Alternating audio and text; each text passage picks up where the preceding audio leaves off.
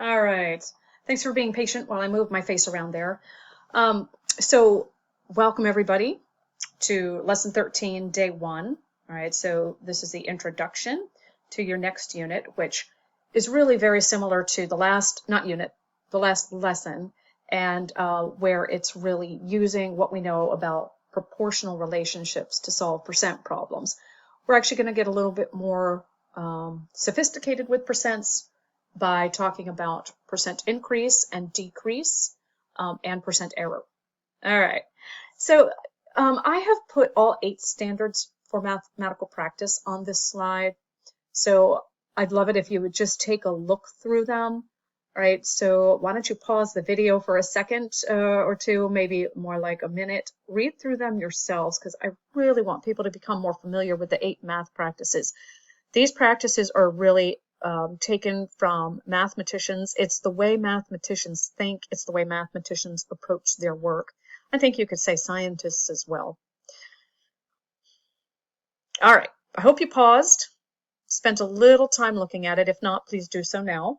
And I just want to say the ones we're going to focus on today are probably number 1, making sense of problems, persevering in solving them.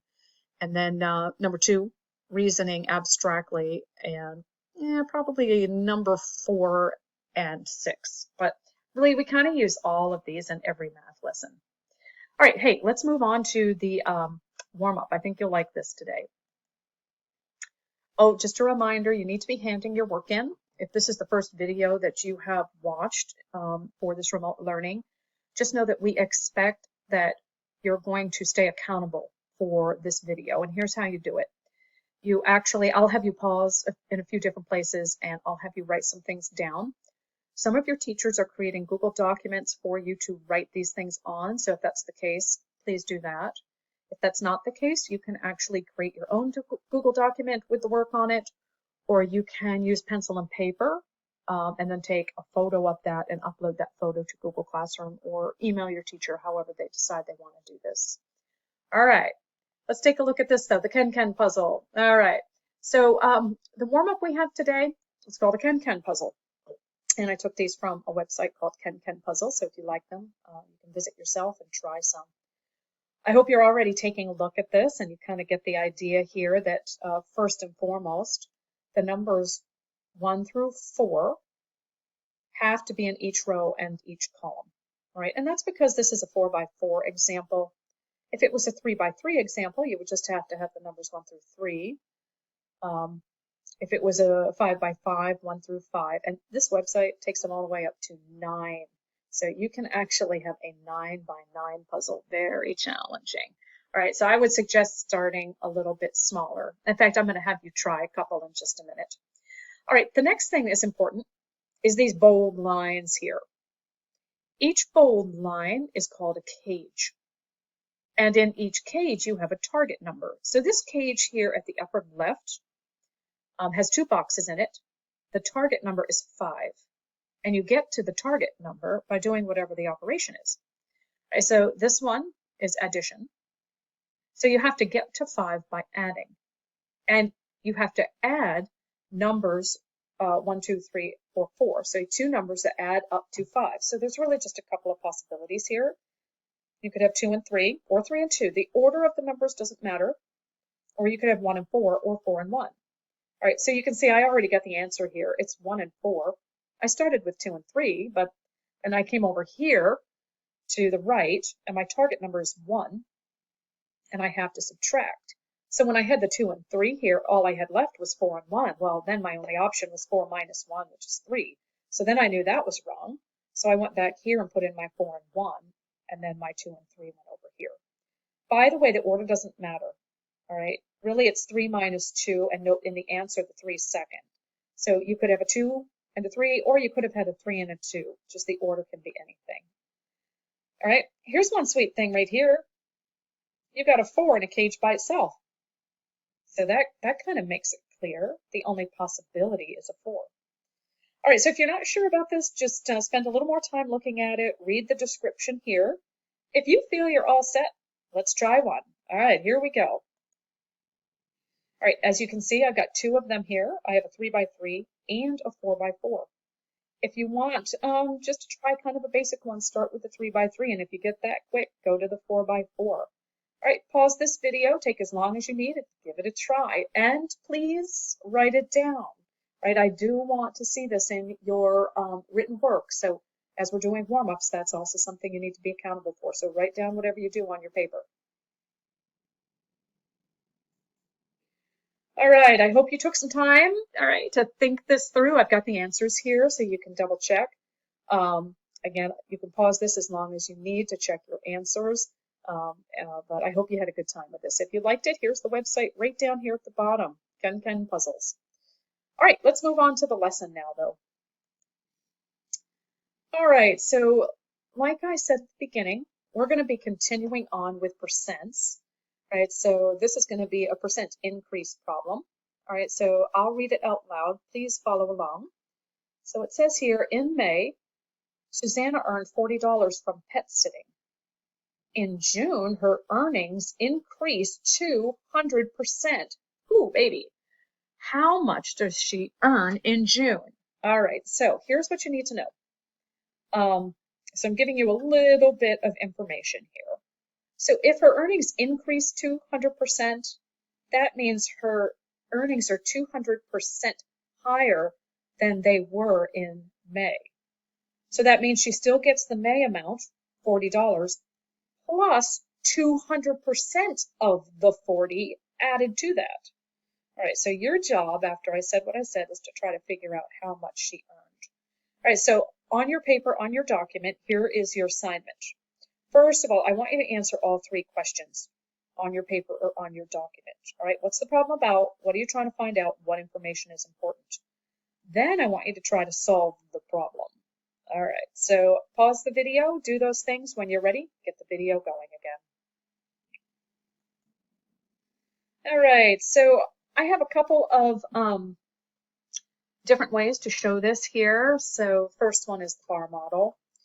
All right, so let's take a look at what I did here, and then we'll take a look at the equation, and then I have another thought here. So first of all, the bar model, which is more concrete, all right, I would call this more of a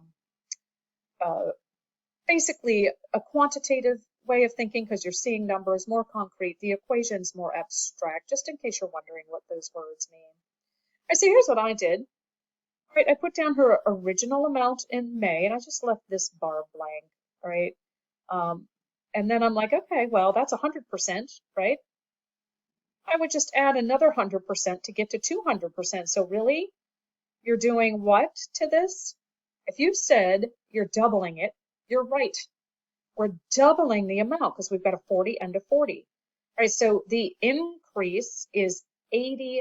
So here's the thing, though. Basically, she still earns the original, right? Because her increase is 200%, but she still gets that on top of what she got before. So her pay is 40 plus 80, which gives her 120 bucks. All right, nice increase. Let's take a look at the equation real quick. All right, so here's what I did. First, I'm like, all right, let's find 200% of 40. All right, so 200%, remember, move the decimal back 2, and that gives you 2. That makes sense if you think about it, right? Because 200% is doubling. Doubling is multiplying by 2. Right, so first I figured out the increase by doing 2 times 40. Gave me 80. Same thing we had over here, so that's a good sign. And then I'm adding that to what she got in June, because here's the 80. The 80 is the increase.